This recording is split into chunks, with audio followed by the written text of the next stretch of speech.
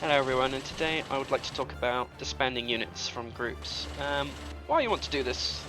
This helps to stop units from clumping. So you don't want like groups being together in like more than 3. If you do that, you're putting yourself at a disadvantage. It makes them really easy kills to overdrives and AoE attacks and anti-rods. This is an example of what will happen if you just let your units clump like this unattended. So they can pop an anti-rod, which makes your drills, please. So now they will all just die in one hit. I mean, they would die in one hit with a overdrive, but even without an overdrive, they will die in seconds. So you don't ever want this to happen. So when do you want to disband units? Generally, when you've got a siege going on and you're adjacent to the enemy master ghost. So you can see currently ghost 4 and 5 are unattended. And to avoid clumping and maximizing the use of your units, you want to spread them out. So I've sent 2 units to cover 4 and 5. So if the enemy master decides he wants to try and take these, he has to at least spend a little time contesting these. And you can get there sometimes on time and defend the ghost, so it's not just lost instantly.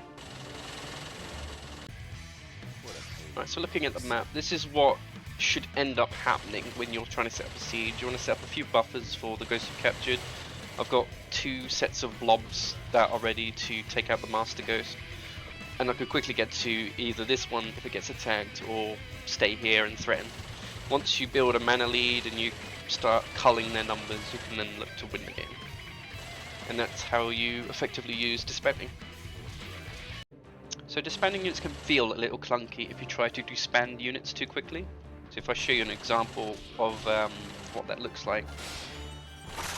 So I disbanded this top unit here and then issued an order, and it's still following it. So what you want to do to counteract this is leave it a healthy moment. And you can tell it's out of the group because it's pulsing on its own and it's not part of its original group. So just to quickly show that again, if you do it too quickly, I've told that unit to disband, right? And it's still part of the group. So you want to, it's like a 0.5 second gap you need to leave, otherwise basically the disband doesn't work properly. Certain maps can stand to benefit from this a lot. So for example, I'm on Underworld Hill 2.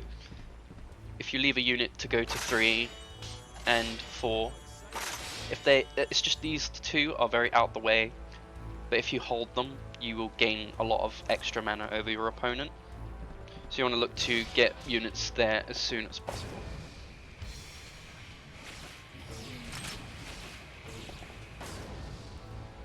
Typically, you will do this by bringing them here themselves, leaving them.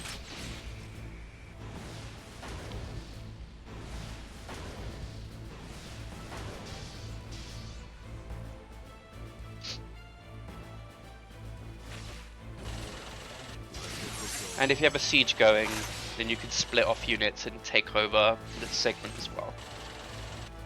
So Illyria 2 has the same concept as Underworld Hill 2. You've got Ghosts 12 and 11 that are very out the way. Typically, you won't send units to go up there. And you'd end up doing the same thing as Underworld Hill 2, where you would bring them up here yourself. And if the enemy master comes up here, it's very out the way, and it gives you a lot of time to focus on the rest of the map. So provided you do this before they do, you can get yourself quite the advantage, especially if they leave this for a very long time, because you get mana every 10 seconds. Well, every 10 seconds there's an extra 50 mana. So if, say they leave that for 2 to 3 minutes, you do the math, that's a lot of extra mana over time that you get that you can use to get an advantage. That pretty much covers disbanding and why you should look to apply. Thanks for watching.